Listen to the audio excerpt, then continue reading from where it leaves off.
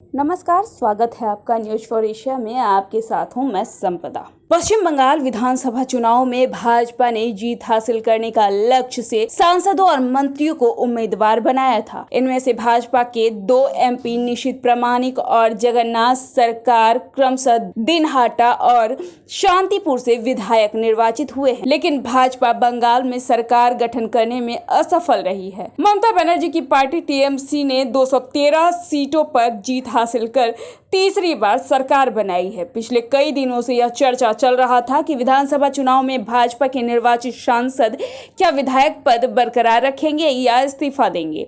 अब यह तय हो गया है कि ये दोनों ही एमपी विधायक पद छोड़ रहे हैं। शीघ्र ही विधायक पद से इस्तीफा देने की उन्होंने बात कही है। भाजपा के केंद्रीय नेतृत्व ने चर्चा के बाद यह निर्णय लिया है। आपको बता दें कि ये दोनों ही भाजपा के नेता फिलहाल सांसद हैं और विधायक पद के लिए भी निर्वाचित हुए हैं। ऐसी स्थिति में एमपी और एमएलए में एक ही पद बरकरार रख सकते हैं। इन दोनों ने शुक्रवार को विधायक पद की शपथ नहीं ली थी। इसके बाद से ही इनके विधायक पद छोड़ने की अटकलें तेज हो गई थी। भाजपा ने बंगाल के 4 सांसदों को बंगाल चुनाव में उतारा था। इनमें 2 जीते थे और 2 हार गए थे। विजेता उम्मीदवार कुछ बिहार से निशित प्रामाणिक और रानाहाट से जगन्नाथ सरकार एमपी हैं। अब सवाल ये है कि अगर निशित और जगन्नाथ दोनों सांसद के रूप में इस्तीफा देते हैं तो इन 2 लोकसभा सीटों पर फिर से चुनाव होगा। ऐसी स्थिति में राजनीतिक विश्लेषकों का मत है कि विधानसभा चुनाव के परिणामों को देखने के बाद भाजपा आशंकित है कि इन 2 लोकसभा सीटों को फिर से